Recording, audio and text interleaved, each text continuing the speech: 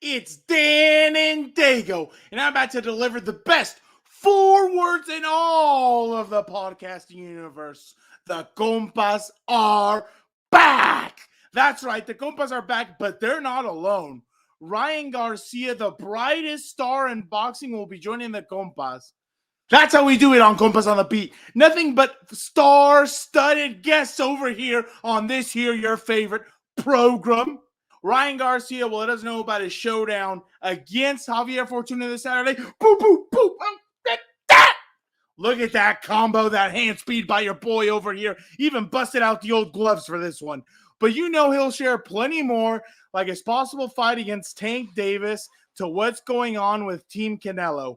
This right here, let me tell you, sneak peek insider trading is a must-watch interview. But before we get to this thrilling episode of Compas on the Beat, I got to promote our new social media channels. The Compas are now on the Twitter. Follow us at Compas OTB. Those are capital OTBs, by the way.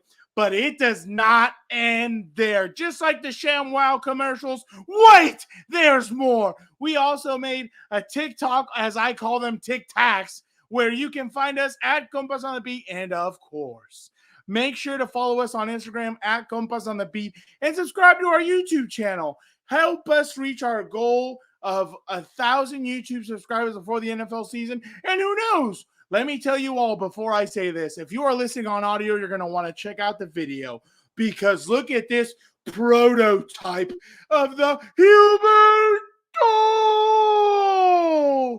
t-shirt we made, and maybe the 1,000 subscriber, we'll send you one for free. That sounds great. Everybody loves that stuff.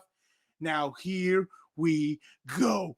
Now, it is time for the best damn podcast in the universe. All the way from South Bend, Indiana. Play the music, Nando!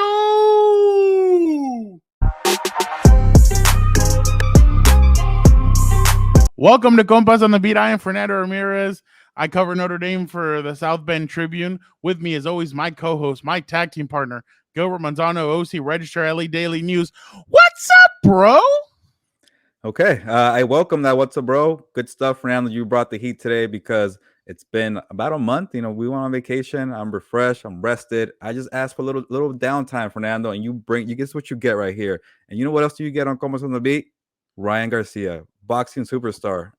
Yeah, timeout. We took a timeout from vacation to do this, Gilbert. I mean, you were all set. You were ready to go. You had your sunglasses. You were like Homer Simpson in the pool, like hanging out with your pina colada, and life said, hey, Gilbert, guess what? Time out on that vacation, buddy, because Ryan Garcia comes a calling, and you know when the champ's up, you got to answer the call. So we definitely I'm so excited for everybody to hear that interview, Gilbert. Me too, and that you just reminded me. I did actually end my vacation early because we got the interview with Ryan Garcia. He's fighting on Saturday against Javier Fortuna at Crypto.com Arena, which I still call Staples Center.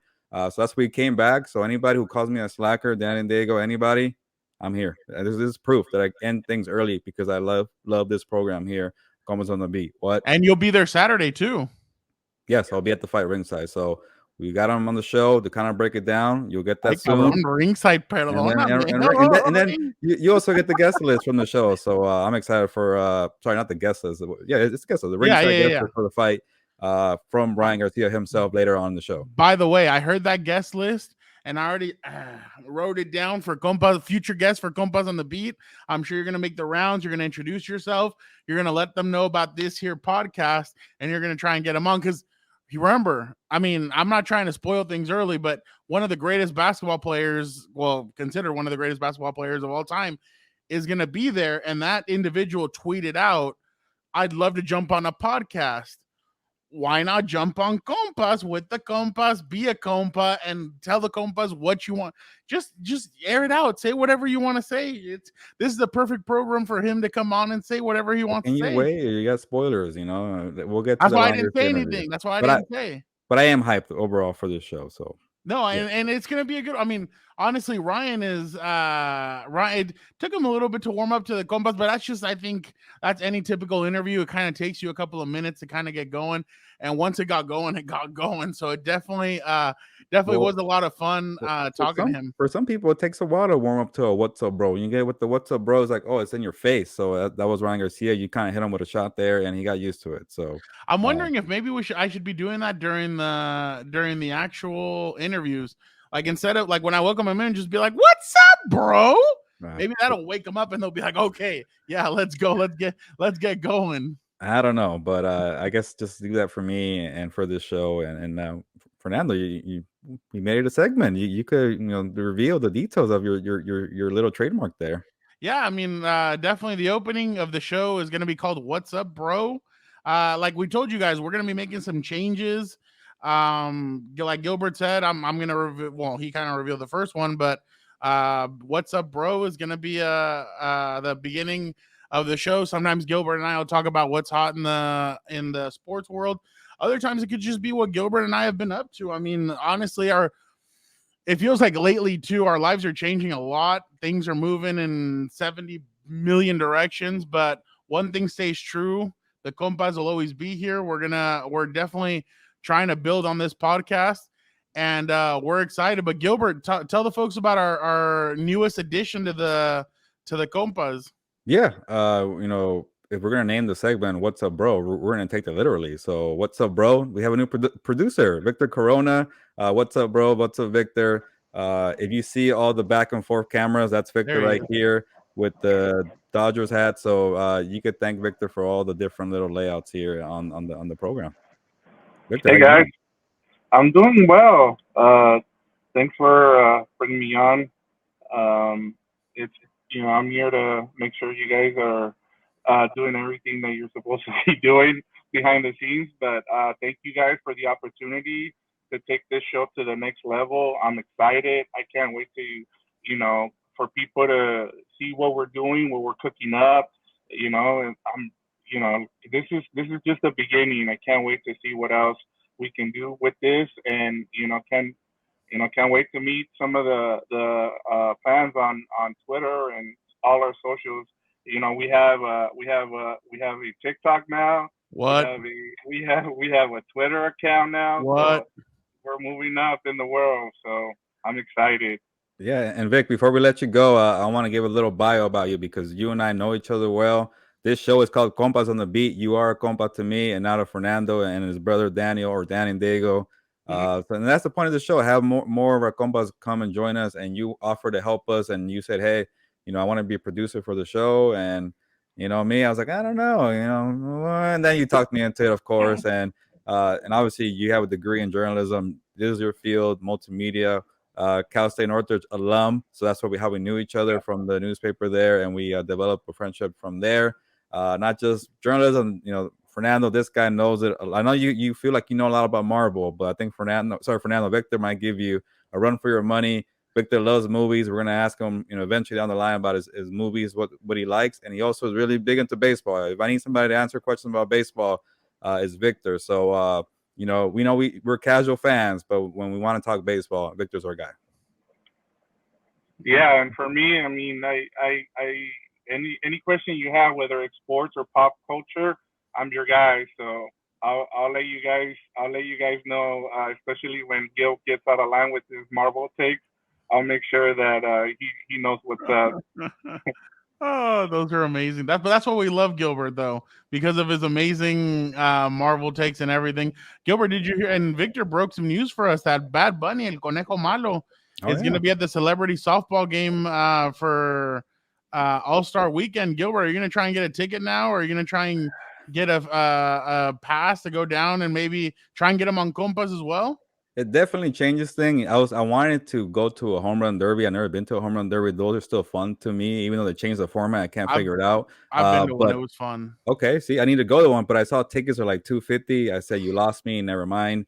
But Yeah. if Bad Bunny's gonna be at the softball game or Yeah, the performing, I don't celebrity know. softball game. And maybe that's a little cheaper. But Victor, we probably poured this terribly because we have no baseball talk on the show, and it is the All-Star game. So that shows you how much we know about baseball.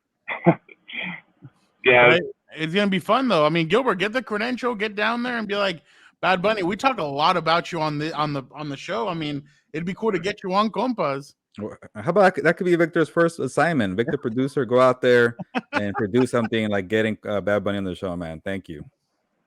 Well, I am scheduled to go to the home run derby. I haven't got my Oh, ticket yet, okay. so yeah, there might be something cooking there too. So, Oh, but there I'll you let go. you guys continue on with the podcast. Thank you guys. Thank you, Thank you. Victor, for of course jumping on with us. Another segment that we're going to be doing is Ask the Compas. I mean, if you guys have questions for us, we're going to try and be more interactive with you guys. We want to be. If you guys have questions about, I mean, the Chargers, whatever team Gilbert and I are covering, or just any questions in general, Marvel questions, or why I took a picture by myself back here. I mean, honestly, like whatever, and that's John Cena, by the way. Whatever questions you guys have, we'll answer them, and we're definitely, like we said, we're excited about that, and Gilbert. I think it's going to be a lot of fun, and Yeah. the one moderating that will be Dan and Dago. So I think that's what's going to get Gilbert. You know what I was just thinking. You know how they do in WWE, where like they make like a little tease like with a special guest referee, and then they have a Yeah. picture of a blank body. Like we could have done that for your brother, like special guest moderator, and then it's Dan and Dago, Oh, or like that's who's true. that Pokemon? But you blew it, Fernando. Yeah, my bad. I'm sorry about that. But I I mean, do like the segment. That is a Victor producer. That is his idea. Ask the Compas. You know the segment, the questions with Dan and Dago as a moderator. That's a little gutsy there to have him do all that. So it could be a train wreck. It could be great. I don't know. But the bigger thing is I want to interact more with the listeners of the show. And that's something we kind of need to do more. I feel like that we kind of dropped the ball there. Like yes, we're always trying to get point feedback, but we need to get them more involved in the show. And I feel like if that becomes a hashtag, hashtag Ask the Compas, we'll definitely start looking at questions. But for now, we're trying to have a little more pop culture and some football in these questions, because I know the one thing people tell us, Fernando, is like, yeah, the football stuff is great. The Chargers content is great, but we like when you guys kind of go a little random and have some pop culture entertainment and tell us more about your lives. So that's another way for us to kind of say more about us through this segment. and we will still have Una Mas. That's usually what Una Mas is for, just to have like a fun, like quick banter between Gilbert and I on something. So that's definitely fun. And you know what? One of the things that Gilbert and I have fun with is combat sports. Gilbert and I love, like, today's episode is going to be mostly boxing. Gilbert and I love boxing. We love MMA, and we love WWE, and we're going to be talking about that here and there. We're going to try and get more guests on. We're I mean, I don't want to give too much away, but the trajectory that we're on, honestly, is a lot of fun, and if things keep on falling the way that they seem to be falling, the Compas are only going to get bigger and bigger, and we're definitely excited about the trajectory that we're on right now. Yeah, and I know Dan and Diego's cutting up a nice promo for us on this subject, but I'm gonna say it again because when we have guests on like Ryan Garcia, that tells you something right there. Yeah. This podcast is going places. People want to come on the show. We're having a good time. We're getting to know people from different kind of point of views, and it's going well. And I know year one was kind of get a feel out, and year two, and look at us, we have a producer now. We have different segments, and we have Ryan Garcia on what I botched it. Sorry, Fernando. But if you're looking for some advertising, you want to do it here, hit us up. We got an email, compasonthebeat@gmail.com. If you want to be, a sponsor and want to be partners with us, you want Dan and Dago to read a nice promo, hit us up. We are the place to be. And I'm excited for the future, even though, that takes time. I think year two is going to be big. It's going to really prove that, we're meant to be in this podcast world. Quickly, I would love to see us do a partnership with SoFi Stadium, and SoFi give the microphone to Dan and Dago before the Charger, like him introduce the team. Like The I Rock, think, or what? uh-huh. Like The Rock from the Super Yeah, Bowl? I think that would be so sick. Like him just down there with the microphone, the glasses, the cowboy hat. I think that would be a fun fun thing. But Gilbert, you're right. I Yeah. mean, Real quick before yeah. Victor cut us off, now we have a clock here. Victor's going to cut me off, but I saw real quick that the SoFi Stadium for the SoFi rights was $400 million for like 20 years, and the Heinz Field in Pittsburgh for that name for 20 years was like $37 million. That's crazy. I know. Oh my God, it's Money crazy. changes, but yeah, definitely. But Gilbert, like you said, fun interview. We got it now. Now it's time to go to Ryan Garcia, and guys, We're so excited for this interview. So check it out. Us with Ryan Garcia. It is time to introduce one of boxing's brightest stars. He has millions of followers on Instagram, but don't let the social media fame fool you. He throws a mean left hook and has quick hands. I'm, of course, talking about Victorville's finest, Ryan Garcia. Ryan, how are you? And how hyped are you to headline at the home of the Lakers at Crypto Arena this Saturday against Javier Fortuna? I'm in Woodland Hills right now at my camp space, and I'm excited to fight at the Crypto.com arena. It used to be called Staples Center, and you had Kobe Bryant playing in it. You had all legends, performing from artists to athletes, and I think it's an honor that I get to fight in that arena, headline it, and I'm looking to do something iconic and legendary because of so many legendary things that have happened in that arena. So, the energy's there. I'm ferocious. I'm ready to do my thing. Yeah, Ryan, it must be a special feeling to headline a fight at Staples Center. I'm not going to call it the Crypto. I'm still at Staples Center. But for you being from Victorville, the high desert, how much family you're going to have there, coming from the Cajon Pass, the 510 freeway? And should we kind of expect, some celebrities to be there too, being in LA? Yeah, you could definitely expect a lot of celebrities there. We got LeBron James coming, Jamie Foxx, Aaron Donald, and many other celebrities that are going. So you could expect, A-list celebrities to go. You could also expect my family to be there, my friends to be there, all the people that I know and love because I grew up in Southern California, so I have so many people that I know. So it's going to be a hometown fight, and expect good energy and good vibes in the arena. Ryan, I like how you said that. LeBron James, Aaron Donald, not really a big deal to you. You're used to kind of celebrities ringside for your fights. But Ryan, actually this fight with Javier Fortuna was supposed to happen a year ago in LA too. It didn't work out, but here we are a year later in July too, which is kind of crazy. Do you feel like that taking that time away for a few months to kind of get your mind right was the right move for you? And do you think now with that time off, you're a better version of yourself in and out of the ring? I'm a better version of myself in and out of the ring. That is correct. I can confirm that. I'm wiser. I'm smarter.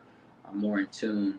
Oh, but yeah, same shit's gonna happen. I'm gonna beat his ass no matter what. He's gonna get knocked out. Ryan, let me. You were training with Eddie Reynoso and Canelo for a while, but that didn't work out. Now you're with Joe Guzan. Can you tell us how that partnership is going, and kind of what are some of the differences you've kind of learned and taken away from training with Joe? You know what? Both of them are great trainers. At the end of the day, I don't have anything, to say any more about this situation. Just know that I'm ready to whoop ass July 16th. I already talk about. Everybody asks me about Canelo and they make it seem like I want to talk about it, but I don't. I just want to, whip somebody's ass July 16th, which I am. When you look at Javier and his style of boxing, why do you feel like you're gonna knock him out on Saturday?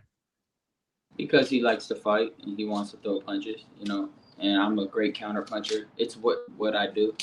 It's what I've done in the amateurs to now. So anybody who tries to throw punches at me and doesn't really think about what they're doing, they're going to get knocked out, because I just have a gift on how to time people and, catch them coming in. I'm good at doing that. It's no secret. So that's why I feel like I'm going to knock him out. There's a high chance. And even if he doesn't want to throw or engage, since I've been boxing, consistently now, not with time apart, I'm way more in tune in my boxing ability as well, and I'm really understanding myself as a fighter. So, I'll be able to hawk this guy down if he decides to do a takeout. Ryan, I know you don't want to talk about much about Canelo and Eddie Reynoso, but I guess does part of you kind of like not happy with the way things ended, or are you kind of okay, like you mentioned, moving on? I'm okay moving on. He has his career, I have my career. All I can do is the best I can do in my career. I mean, there's nothing that I'm going to say or he can say to stop me from getting to where I'm at. They could all try to bring me down, Floyd, Canelo, all of them. They could try all they want, but at the end of the day, I'm in control of what I do and what my destiny is by making the right choices and performing well. That's all I can do. Stay consistent in the gym, be honest with myself, and do what I do. That's it. Yep. And Ryan, like you mentioned with Javier Fortuna, you're expecting a knockout, and you mentioned Floyd Mayweather. So I got to ask you about the big fight that people want to. I'm not really expecting a knockout. I'm Okay. just saying that there's a high chance. Like betting on it would be like 8 out of 10 chance he gets knocked out. But again, nothing's guaranteed. I just know when I'm hitting him, I'm not gonna just keep looking at him see if he gets knocked out. I'm gonna just keep hitting him. So whether one punch does it or many, it doesn't matter. Okay. Well, you gotta have the confidence. So I like it, Ryan. But you've been calling out Tank Davis. I gotta ask you about that one, and people want to hear about that fight. If things goes well, like you're planning, Ryan, for Saturday, can we see that fight later this year with Gervonta? Happening for the showdown. One thing's for certain, we both want to fight each other. So, and he seems like a person that would be willing to get it done somehow, some way. So if me and him could come together and figure it out, do the numbers and get it all correct, I feel like we could fight in December. I mean, perfect time for me, July, August, September, October.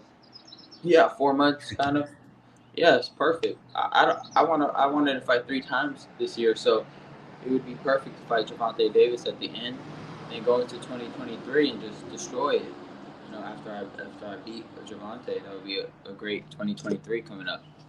Hey, I think Ryan wants to play Santa Claus and give us all that great fight between Tank Davis and him. Exactly.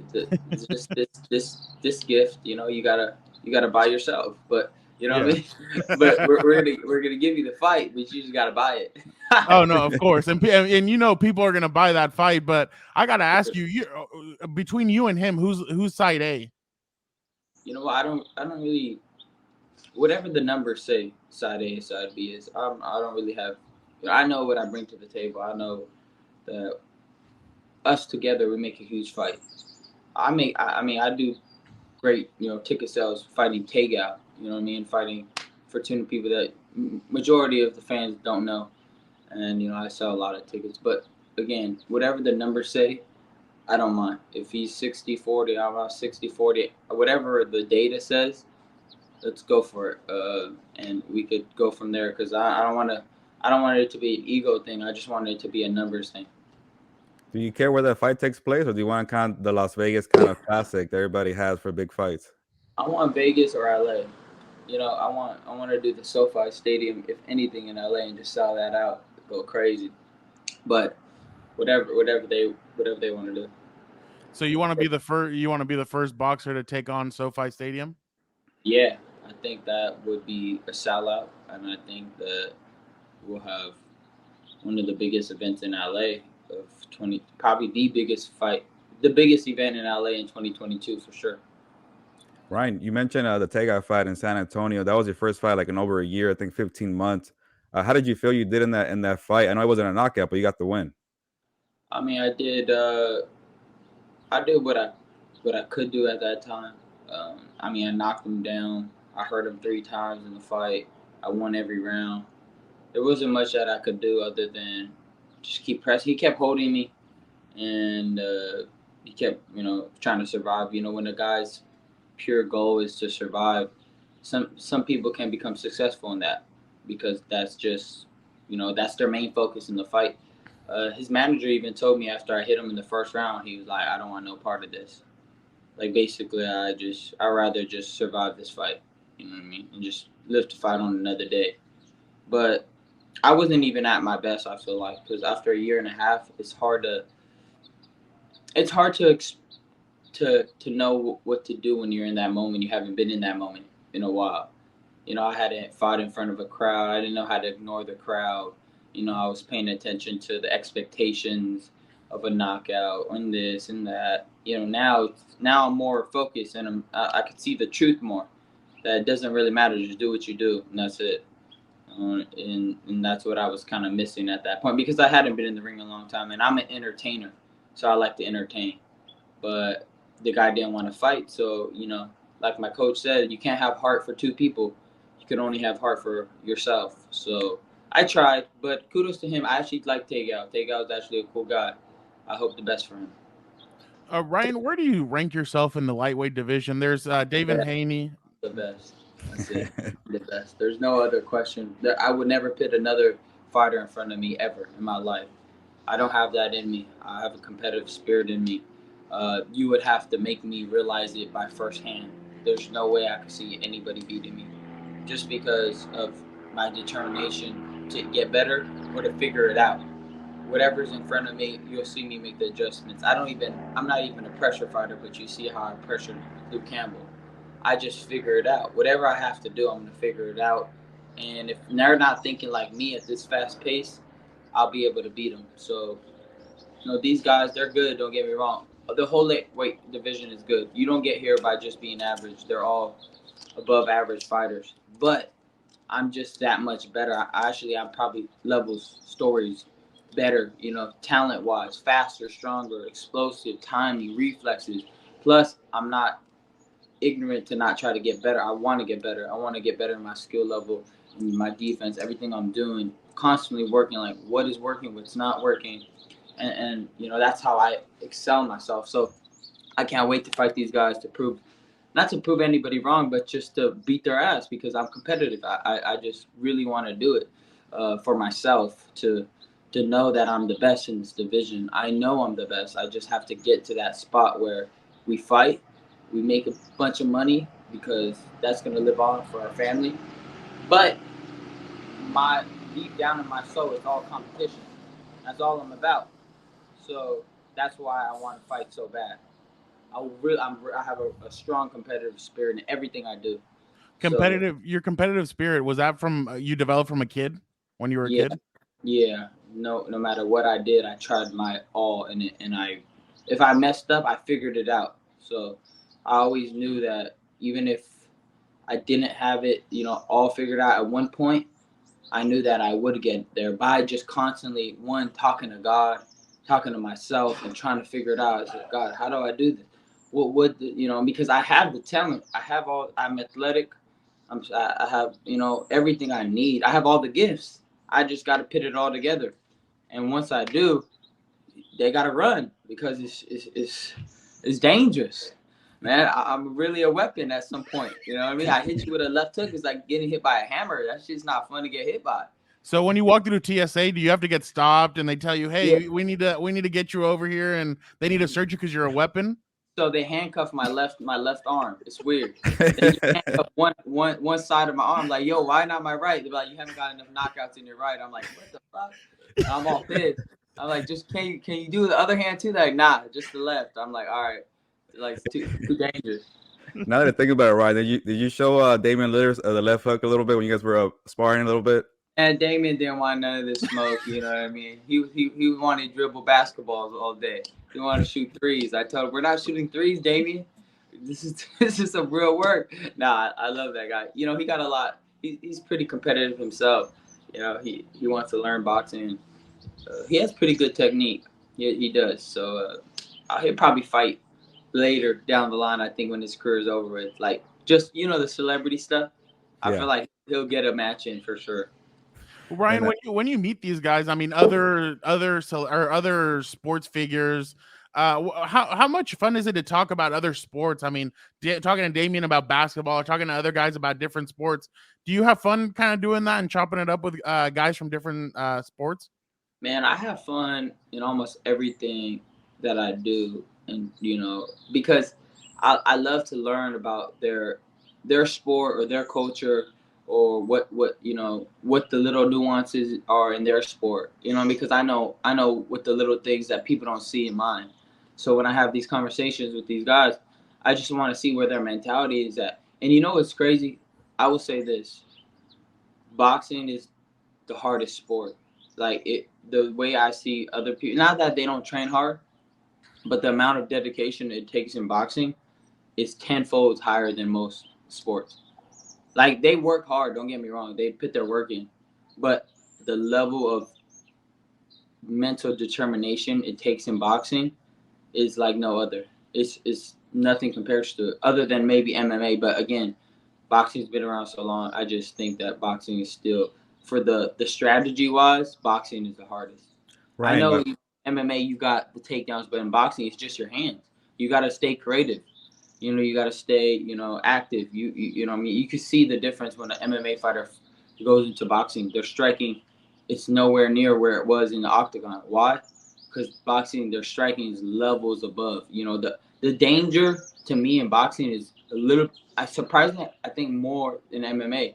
I know you got kicks and all that in MMA, but as you can see, a lot of MMA fighters are not even punch drunk. Why is that? Because boxing is more dangerous. They hit harder. It's a lot more punches. You can hit a lot longer. You know what I mean? It's a dangerous chess game.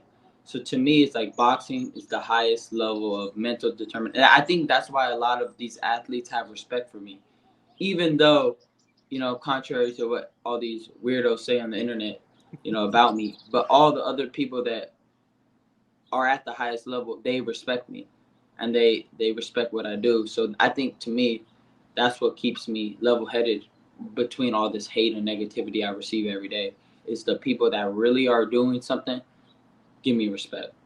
And Ryan, going off of that for the last question, speaking of mental strength, you mentioned the Luke Campbell fight. You were at the top of your game, the nasty left hook to the body, and you decided to take a break for mental health reasons. You know, was that a hard decision for you and people who are going through the same thing you went through? What advice do you share for that? My situation was a little tricky. It hit me out of nowhere. So I thought everything was good and dandy, but I lost track of truth, and I was so, I think I was so high from that win, and like I didn't ever come down. So I never had the time to like decompress, go on vacation. You know, I didn't even have a drink after the fight. I was so focused on the next fight. You know what I mean? I never even had time to really like talk to God about it, relax, you know, like chill. He was like, fight Tank, go for it. You know what I mean? And then, this Manny Pacquiao shit they threw at me. You know, everybody threw these lies, twisted truths, all at me at once, then narrated like I'm some type of lie. So it was so many things. So I can't even give advice on that because it was so specific that it would have threw anybody, you know, for a loop. You would have been like, what the, you know what I mean? What's going on here? But what I would say, coming to like, advice for anxiety and depression and things that people go through every day, anybody, it doesn't matter if you're an athlete or not. I can speak on that because I do have that at times. What I try to do when I'm dealing with anxiety is really look at the truth of it. Why am I feeling anxious at this moment? If there is no reason, then maybe it has something to do where I'm not doing anything. Because most of the time I'm nervous is when I'm alone and just to myself. So I thought to myself, maybe if I get up and find my routine again, maybe I'll do better, you know. And then, of course, going to therapy, you know, figuring out maybe internal things that are bothering you that you haven't, you yourself couldn't figure out, or, you know, you didn't see this type of, you know, side of what could be conflicting you inside that's causing you to be anxious or depressed, or maybe you haven't addressed the problem that you should have addressed, and then your anxiety is just alerting you like, go address this, you know, with this person because it's giving you anxiety. So to me, I learned anxiety is really just alerts, it's notifications to tell you what either you're doing or not doing. You know what I mean? I'm anxious. I could be anxious because I'm drinking too much, or I could be anxious because I haven't hit my run yet. So let me just go hit my run and I'll feel better. I'm in tune. I'm this, I'm that. My goodish. You know what I mean? I'm living in my purpose and in my truth. That's when I started feeling better. When I started just realizing, all right, what's the truth? Why am I feeling anxiety? If I'm not living in truth, then I'm going to feel anxiety. I'm going to get depressed from it. That's just who I am. So that's the things that I figured out through that time. So I hope that if anybody heard this, maybe they could just help them figure out their situation. Ryan, it's not easy for people to talk about it. We appreciate you talking about it and giving advice for people. Don't forget, this weekend, Ryan Garcia meets Javier Fortuna in a lightweight showdown. He's ready. That left hook. Oh, you better watch out for it. A crypto arena. Don't forget, this is going to be a great fight. He's back in the ring. It's going to be a great fight for 4 rounds, maybe less. Don't lie to the people. It's going to be a short, great, explosive fight. Say short, great. Short and great. You know, short and sweet. Remember your teacher said, keep it short and sweet. Remember back in the day? They were like, keep it short and sweet. So we're going to keep it like that. SNS, short and sweet. Short and, and uh, sweet. and we're gonna beat this dude's ass. He's crazy. He told me he is crazy. He went to my DM saying, "I'm gonna rip your heart out." Blah blah blah. I'm gonna eat your face. I said, yummy. And you know what I mean? I was just like kind of laughing at it. I was like, all right, let's see. All right, then if that's the energy we're bringing in the ring, you better hope your corner stops it, because I know your face is gonna be messed up. But all right, man, love you guys. You guys are the best. I'm gonna go destroy this dude. I'm gonna go destroy this day. This day's my day. You know what I mean? I'm already, doing good. My day started off great. Love you guys so much. Thank you for this interview. We on to the next. He has the left hook like Thor's hammer. There you go. Yeah, That's Thor's hammer. There you Which go. Which one though? He got two. He got the axe one. Oh. So maybe the right hand can turn into the axe, and the left is the hammer. There you go. There it is. We just gotta find Mighty Thor. Where's the Love and Thunder Thor? The girl. Yep. We appreciate you, Ryan. Thank you so much for joining us. I got. Thank you. Whoa. What a sit-down interview with Ryan Garcia. He really got into it. Even dropped a little Thor reference. Son of Odin? Well, I also know a son of Odin, but we won't get into that right now.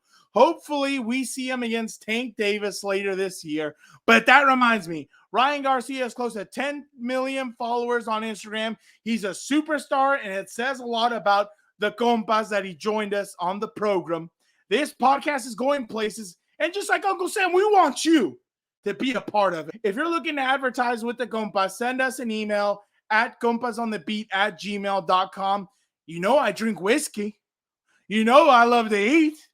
Come on over and sponsor your boy. You know I am going to promote the hell out of these products.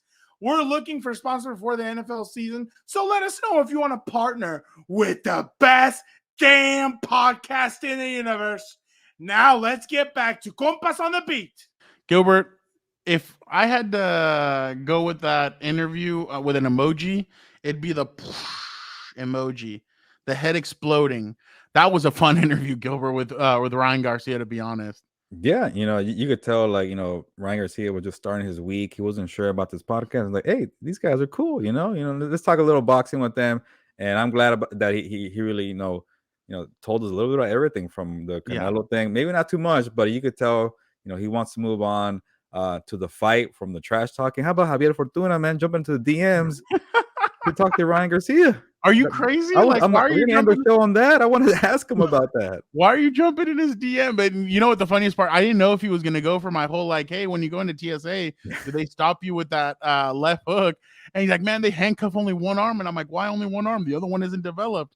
That was honestly a lot of fun. But Gilbert, you're going to be there this weekend. Just give us a little bit about here's a tale of the tape for the listeners who are on Spotify or iTunes. Basically, Ryan has the reach, he has the height, and he has the age. I mean, he's 9 years younger than Javier Fortuna. But Gilbert, can you tell us a little bit about this fight and what do you expect? Yeah, it was funny. I actually, was ringside for last July at the Bank of California Stadium where LAFC plays. It was supposed to be Ryan Garcia against Javier Fortuna. That's why I wanted to go and cover that fight. It was, at the time, it was viewed as a big step-up fight, a dangerous fight with Javier Fortuna, but he has power. He's older and he doesn't really win the big fights, but he challenges you. So it was kind of an exciting fight in LA. But then last minute, Ryan Garcia pulled out from the fight because of mental health reasons. He wasn't feeling it. And he told us the truth about that. He felt like the Luke Campbell fight, he got too high and he just needed to kind of, take a breather.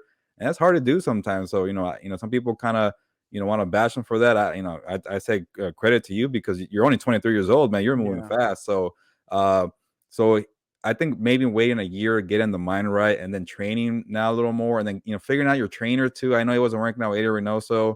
Now he was with Joe Goosen. In the last fight, he kind of admitted that it wasn't his best fight in San Antonio, but he was rusty. It was 15 rounds, and the other guy didn't want to fight, which he also mentioned in the interview. But with the ring rust out, hometown vibe at Staples Center, an older Fortuna, I expect another knockout from Ryan Garcia with that left hook because he has fast hands, a good hook. He has to work better on the footwork and on the defense because he got dropped by Luke Campbell from that famous fight he had, or his biggest fight. And Fortuna has a lot of power, but he's older, so he could kind of get away with some of the, being a little, risky with the moving in real fast and not moving your chin and on time. But Javier Fortuna was decent against Jojo Diaz last July. He was the one who replaced Ryan Garcia, and Jojo Diaz had a great fight. But Jojo Diaz, I don't think he's on the level of Ryan Garcia, so it should be a great fight for Ryan Garcia and some fireworks. Now we could talk about it, right? The guest list with LeBron James and Aaron Donald ringside to watch the fireworks. So I'm looking forward to it. I'm looking forward to you getting them on Compas on the beat, Gilbert. So it's definitely going to be exciting to try. So we have Victor getting Bad Bunny, and I have LeBron and Aaron Donald. Exactly. Okay, there you go. I mean, I fulfilled my Super Bowl challenge, so now you have to go fulfill your Ryan Garcia challenge. Oh yeah, Pat McAfee. Yeah, there goes the mention of Pat McAfee. Ring the bell, Victor. Hey, and there's there's about to be another mention of Pat McAfee because obviously, so you're with Ryan knockout. Yeah, I believe it, and hopefully we get the Tank Davis fight after that because that's going to be a superstar showdown. But I believe Ryan Garcia when he says he's in a good headspace. He's been training, so I do expect the best version of him, and hopefully he does better from that Luke, because the Luke Campbell fight was impressive, but there was a lot of things you could really kind of like dissect and like, yeah, the footwork wasn't there, the defense wasn't there, he got dropped, but he's still fast with power. So hopefully we see improvements from that. And honestly, Gilbert, credit to you for asking him about that, because the mental health stuff, some people don't ask him about that. They just think, oh, okay, he's fine, he's an athlete or whatever. But man, he's been King Ryan literally since he was 20 years old. The spotlight's been on him since he was 17. So sometimes guys need to take a step back, especially at such a young age, and kind of relax and try and take a step back. So I'm glad that Ryan was able to do that and kind of take a step back and breathe and get his demeanor right. So kudos to you for asking him that. Yeah, no, definitely. This guy, he has like 9 million followers on Instagram. He's been a star since he was 19, 20. People are trying to compare him to the next Golden Boy, Oscar De La Hoya. That's his promoter. He went with Canelo. He was in that spot that got bigger, and he's talkative. The one thing I really respect about Ryan Garcia that people should always really give him credit for. You could break down the fight. I get that, the way he fights and his style, but this guy knows how to promote. You guys know, everybody on this show here knows that you have to cut promos, you have to promote, and Ryan Garcia does that well, and that's a big part of boxing. That's why he's a star. He earned that. And when you want to get a break for getting 10 million followers on your own, go ahead and do it. He should donate 1 million followers to the Compas. I mean, I'm just saying, but why not? No, but definitely mention us on the. You know what? He said he loved us, so that was pretty cool. Yeah. He loved the Compas, so definitely big things coming. But Gilbert, jumping topics a little bit. 2 weeks ago was Money in the Bank. Obviously, we haven't been around for a while to talk about it, but I just want to highlight one area of WWE. Finally, kudos to them. There's been a lot of weird things happening in WWE lately, whether it's Sasha Banks, whether it's what's going on with Vince McMahon, whatever is going on. But it's been interesting that for about over 2 years, this wrestler named Liv Morgan has been chasing. Last year, I remember they teased her. She was at the top of the Money in the Bank. She was about to grab the briefcase, and then she got stopped. And everybody's like, she has been white hot for the last year. This year, they finally were able to do it. They finally gave her the briefcase. And that same night, Gilbert, she cashes in against Ronda Rousey and ends up winning the championship from Rousey, and basically ends up getting the crowd to celebrate for her. The crowd goes crazy for her, and everybody's excited. Even Ronda kind of gave her a little bit of love or whatever. So it was definitely awesome to see Liv Morgan finally get the championship, and now what's next for her? She's going to fight Ronda at SummerSlam. So it's definitely going to be interesting to watch them go one-on-one against each other. But definitely, Gilbert, this was a lot of so awesome to see her win the championship, especially because of she's been chasing, like I said, for a while. She finally made it to the top, and now she is the top alongside Bianca Belair. They're the two top women in the company. Yeah, one thing you hear a lot about WWE is like they botch things. They don't do the script right, or they don't play it up. and this one will Liv Morgan. I'm saying it right, not live. Liv Morgan. They got it right. It felt like people were surprised. They were excited, and that's what you want to do. From a pro wrestling standpoint, you want to get people excited and caught off guard. You don't want to be mundane and boring. So when I didn't get to watch Money in the Bank, but when I saw it on social media, I'm like, whoa, like that's pretty cool because you never saw that really coming. So when you do that and they were in Vegas too. Yeah. So you saw last year at SummerSlam when Becky came out and beat Bianca Belair, there was a lot of boos. So Vegas isn't scared. Like Vegas is one of those places that isn't scared to tell you how they feel. And when Dan Diego was the one that told me this, Liv goes up once to go and try and grab it, and the crowd erupted. And he's like, dude, it was kind of like, and he was watching it on TV. He's like, it was a little deafening. And then they hit her and they start booing. Then she goes up and grabs it again and ends up winning it. And everybody goes crazy. And then obviously, but I have a quick clip for you real quick. I've told you, I don't know if you heard about the news or not. Pat McAfee just re-signed with WWE, a multi-year contract. This is the reason. And I mean, Michael Cole's been around for 25 years. He's only taken 2 weeks off. He's only taken 2 shows off in his whole career. He's been great, but I feel like Pat McAfee has really elevated his game and he's made him kind of step up. Watch this clip of when Liv Morgan's about to come in and cash in and tell me this isn't a different Michael Cole than in years past. Here we go.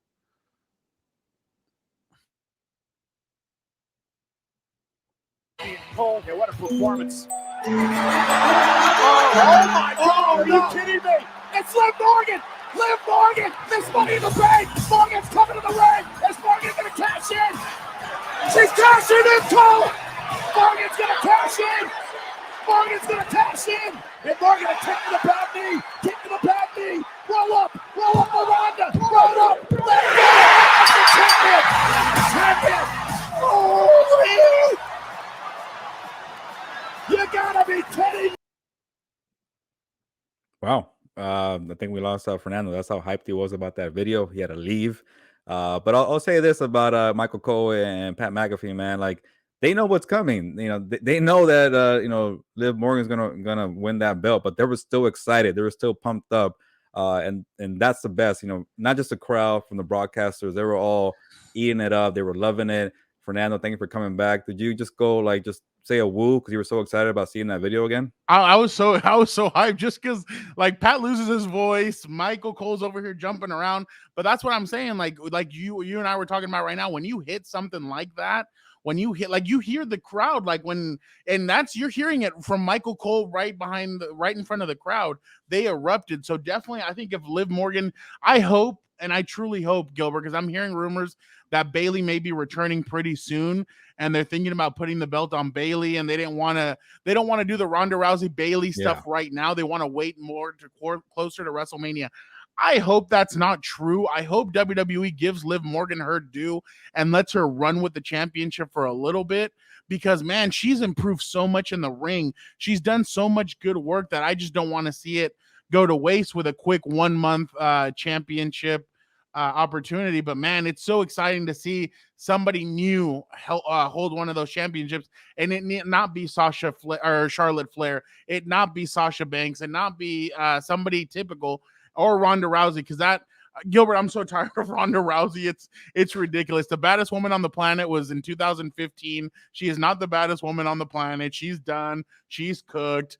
She can't even cut a promo, Gilbert. She can't even cut a promo. Like, put me out there, put Dan and Diego. We'll cut a promo. We'll piss fans off. We'll excite fans, whatever you want. All right, Fernando. She can't cut a promo. It's okay. She can't cut a promo. She lost the belt. It's okay. It's okay. She can't cut a promo. Okay. But okay, my bad. I'm sorry. I'm not happy.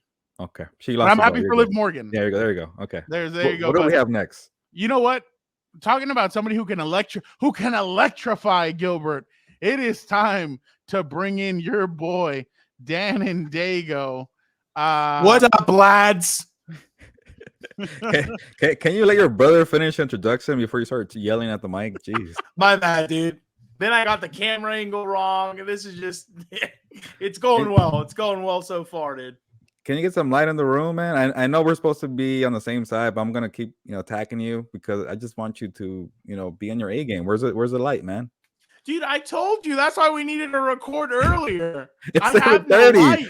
Oh, you know what? Sorry. Hold on. You asked me where the light. Oh, you think darkness is your ally? I was born in it, molded by it.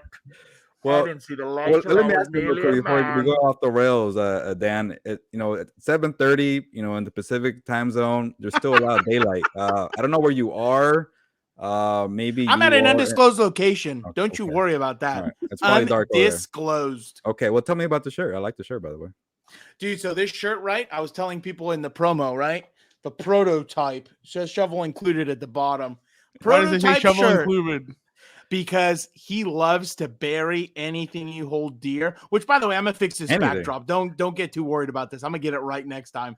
But he will. Anything you tell this man that you love, he will bury. He has a shovel in his back pocket, like a handkerchief. It's there, waiting, ready. He wants to bury people. I gotta admit, I like the shirt though. I look good. I'm starting. I love it too. I'm starting to come around to even the name Gilberto, it kind of helps people pronounce my name. I like this idea you have here.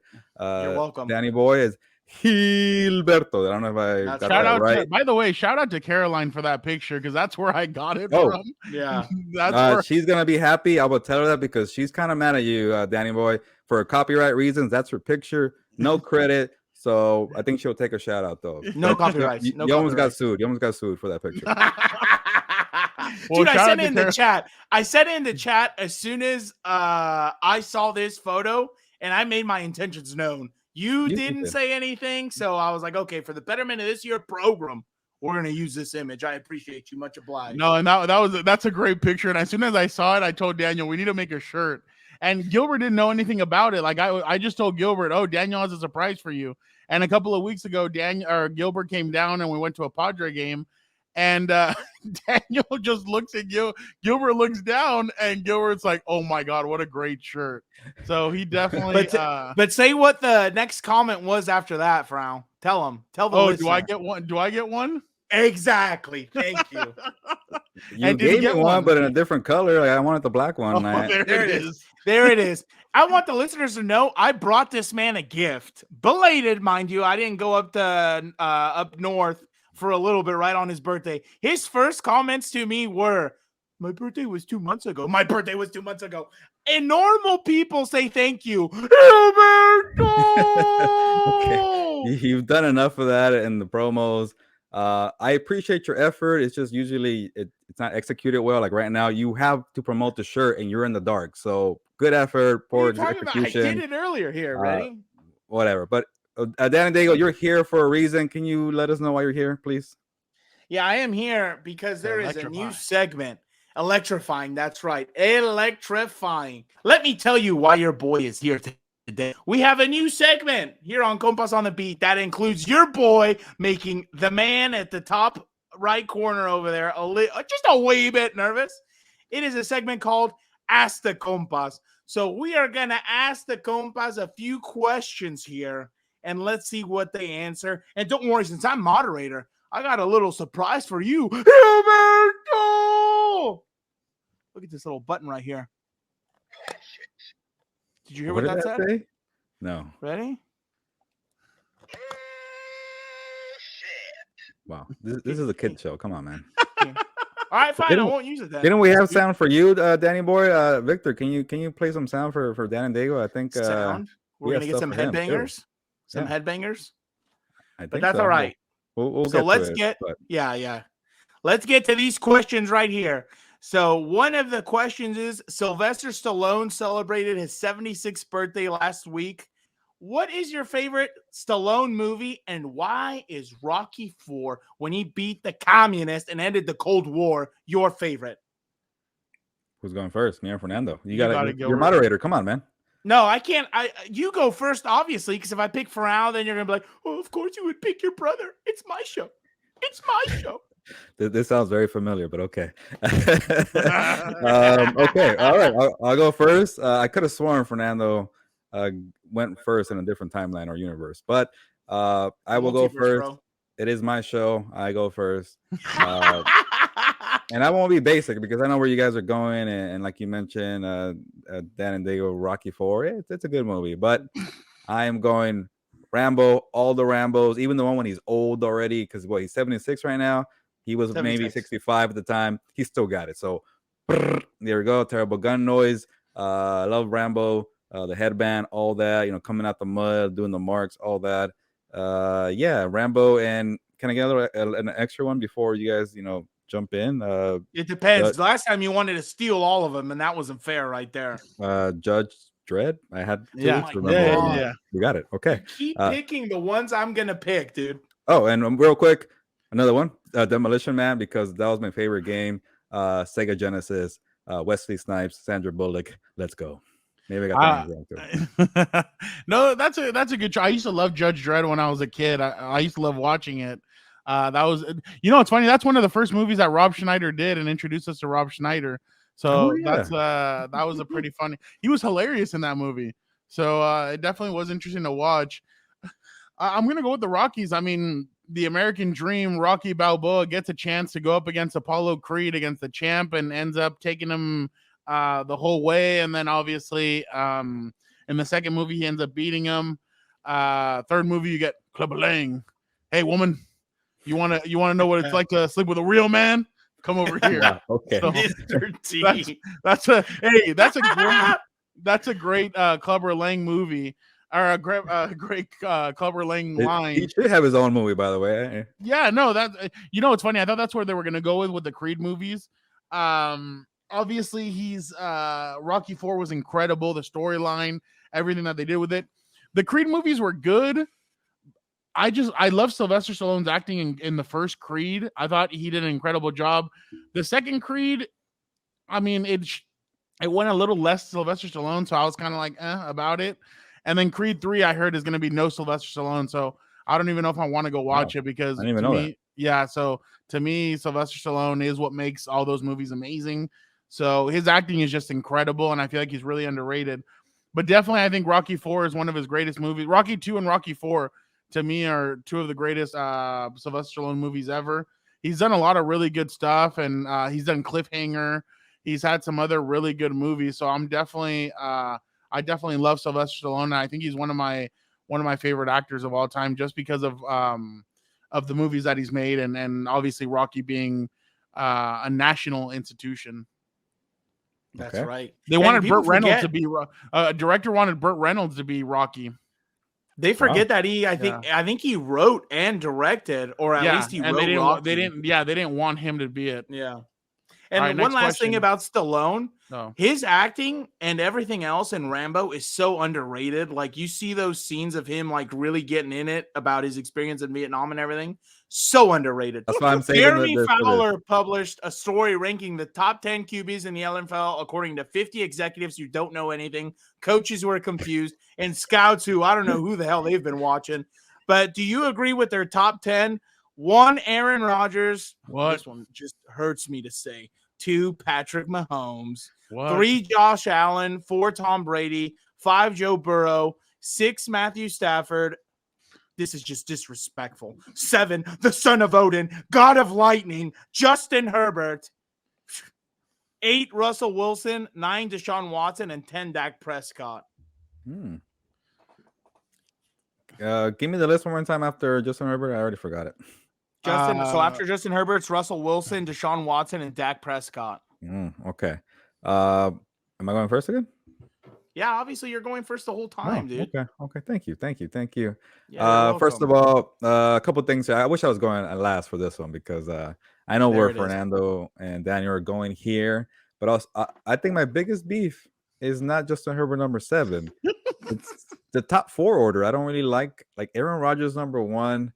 He's great and all, and he's the MVP, back-to-back, whatever, but he's not going to the Super Bowl. He's not winning in the playoffs. Like, we've seen the movie enough already. He's good, but it's been, 10, 12 years where he's won a Super Bowl. No, I'm sorry. If we're talking about best of the best in their prime, lights out, going up, stock rising, Patrick Mahomes, Josh Allen, and then for sure Tom Brady, number 3, because he actually wins in the playoffs. But he's already old. Come on, let's get real. 45. And then Aaron Rodgers, number 4. Now it gets tricky with the 5 and 6 and 7. I'll say this before people get at my mentions or get mad at me.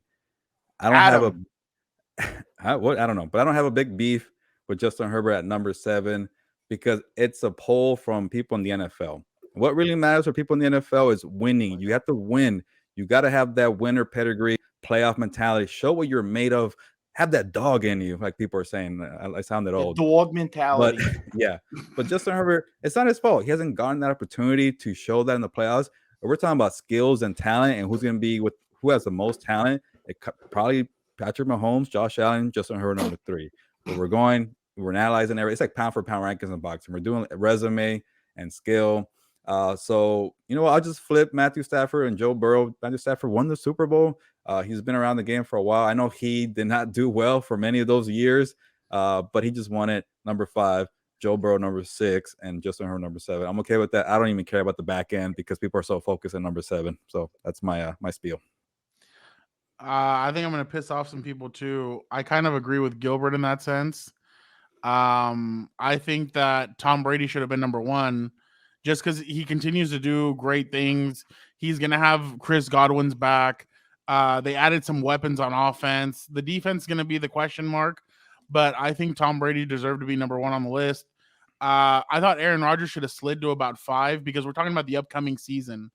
We don't know what Aaron Rodgers is going to be without Devontae Adams. Yeah, if they would have slid Aaron Rodgers down to 7, I wouldn't have been surprised just because no Devontae Adams. How are you going to be able to do it? So I wouldn't have been surprised. I think Matthew Stafford should have been ahead of Joe Burrow. He beat him in the Super Bowl. He won the Super Bowl. The toss-up you can do is between Joe Burrow and Justin Herbert, but Joe Burrow's made it to the Super Bowl. Justin Herbert hasn't even made the playoffs. So I'm okay with that. The one problem I had is Dak Prescott. What in the hell has Dak Prescott done to deserve to be a top 10 quarterback? I haven't, like last year they lost to San Francisco.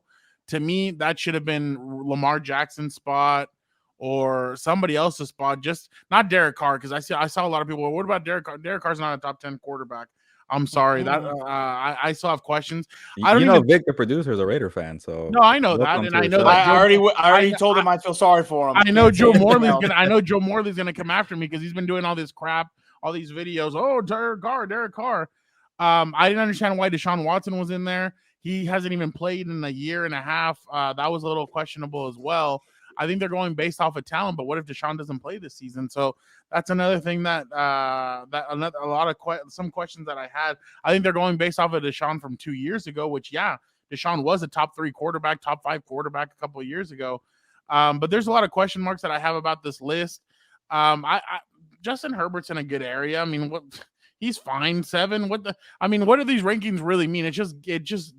They were released during the boring time in the NFL, so people could talk about it. So it's just we don't know what's going to happen. Now, the one thing I'll tell you is this: Matthew Stafford, I think, might have better weapons going into this season than maybe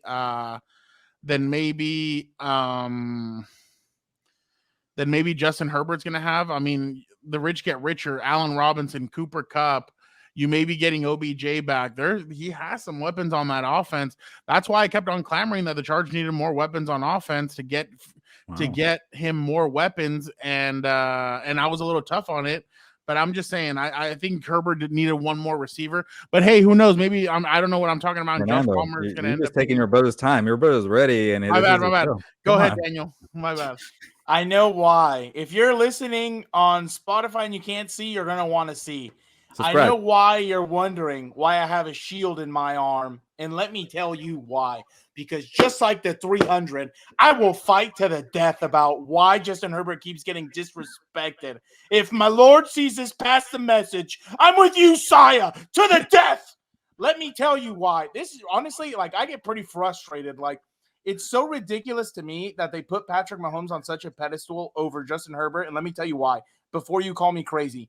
They came into 2 different franchises. When he came to the Chiefs, he sat a year. They were already winning. They have one of the best offensive minds in the history of the game. It's not like he had good scheming. He had continuity. And it's like Justin Herbert since college. He's had different head coaches, different offensive coordinators.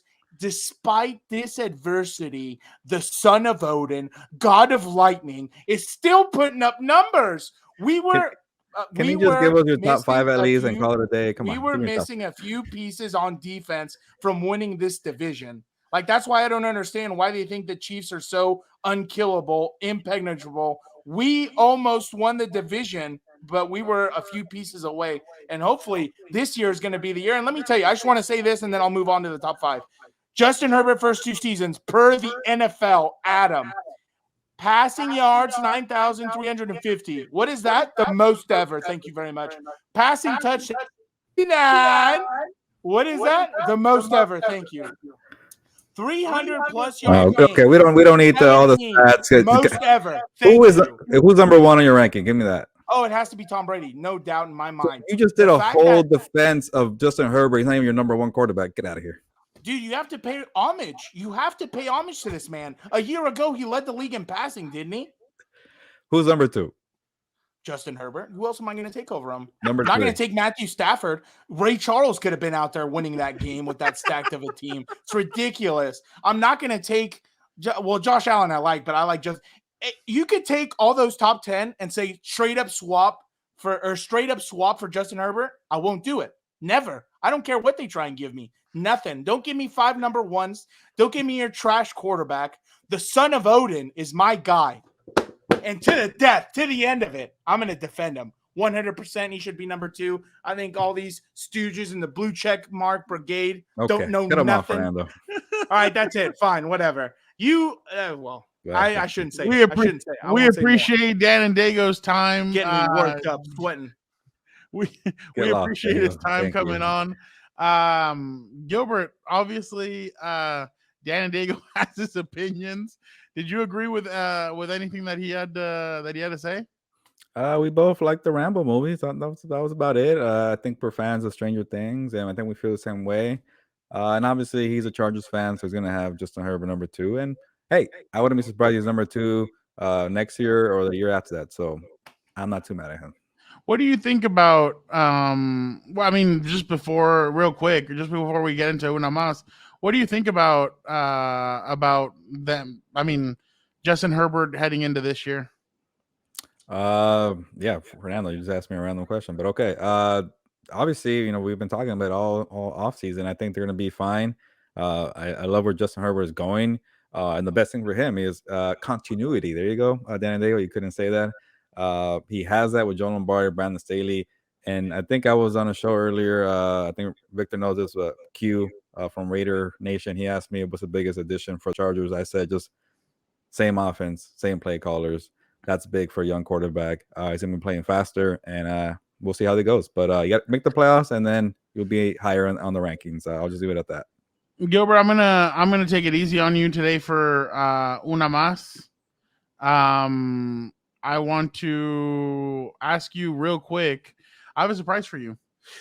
I want you to pick 3 wide receivers and a tight end, Gilbert, and you only have $10 to do it.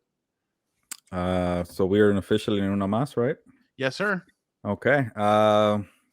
Okay. So how much money do I have? I know you have $10.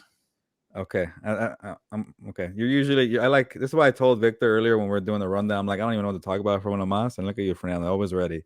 You have $10, build your receiving corps. Okay. I'll take it a little thrifty here. So sorry, I know we don't have much time, but let me think about it. How many receivers do we need, or how we get 3 receivers and 1 tight end? I can give you mine if you want me to go first. Let me do it real quick. Okay. Terry McLaurin is really good, so I'll take it for $2 right there. What else? Give me DK Metcalf. Okay, that's good too. I'm staying at $2. You know what? Give me the whole row of number 2. $2. There we go. Mark Andrews, AJ Brown, DK Metcalf, Terry McLaurin. You have $2. You can get another player if you want. There you go. You can get another 2 $1 players. There we go. Give me CeeDee Lamb and Kyle Pitts, backup tight end. There we go. This is easy. I hate you for doing that shit. For doing that. All right, I went. Because I wanted to have a little bit more fun with it. I went Mark Andrews, DK Metcalf. That's 2. That's 4. CeeDee Lamb. That's 5, and I went Cooper Kupp. That's $10. So that was my 3. Splurged on Cooper Kupp. Okay. So, what's up? You splurged on Cooper Cup. You got greedy. Yeah, I thought Cooper Cup definitely deserves that money. I could have gone with a showman like Justin Jefferson and gotten the gritty when he walks into the end zone, but I thought, That's what you're nah, paying for. I'm gonna go Cooper Cup, who just hands the ball off to the referee and just runs over to the sideline. I saw him not accept a chest bump from McVay this last year, so that was pretty interesting. But yeah, I splurged a little bit on Cooper Cup. Okay, if you had to get one guy that's $5 or $4, how would you do it real quick? You know how I feel about this guy. By the way, how's Tyreek Hill and the $5 bargain here? Because of who his quarterback category? is, probably.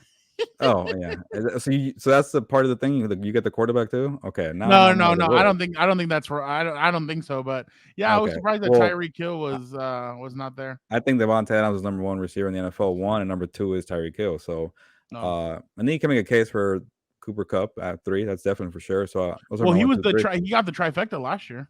He did. I don't want to. All right, so what are you gonna do? Come on. for my $5. Yeah, you do it the way I did it. I splurged on one player, and then the rest you. Okay. Give me Devontae Adams $5. Man, I'm gonna go $2 here for. It's tough between these 3 guys, but give me DK Metcalf. Okay. Damn, that's a lot of size right there. I got. You have $3 left. $7. Give me Kyle Pitts for $1. He's going to be developed and groomed. That's how much you got. $8 left. And then I will go. I have a lot of big bodies already, so I'll go Terry McLaurin right there. Ooh, like that. All right. Well, definitely, that was a lot of fun, Gilbert, to put you on the spot and you be able to take it. So definitely, great stuff. Great stuff, Gilbert. Again, Ryan Garcia, guys, we had so much fun with that interview. Definitely, guys, if you guys want to watch it over and over again before Saturday's fight, go ahead and check it out. We really got him to open up, but another great episode, Gilbert, and we'll be off next week, and we'll be back for training camp. No, we'll be off for the next 2 weeks, and then training camp. Correct? I was hoping to do a training camp show next week, Fernando. You're trying to take training camp show? Yeah, no, let's do it. Okay, no. We'll do a preview training camp show, and then we'll get into football. How about that? The week before training camp. Yes, Fernando. Come on. Okay. You're a college guy. That's why you forgot all the schedules already. No. Yeah. Okay. So next week is the week before training camp. That's a preview, and then we'll be into training camp mode already.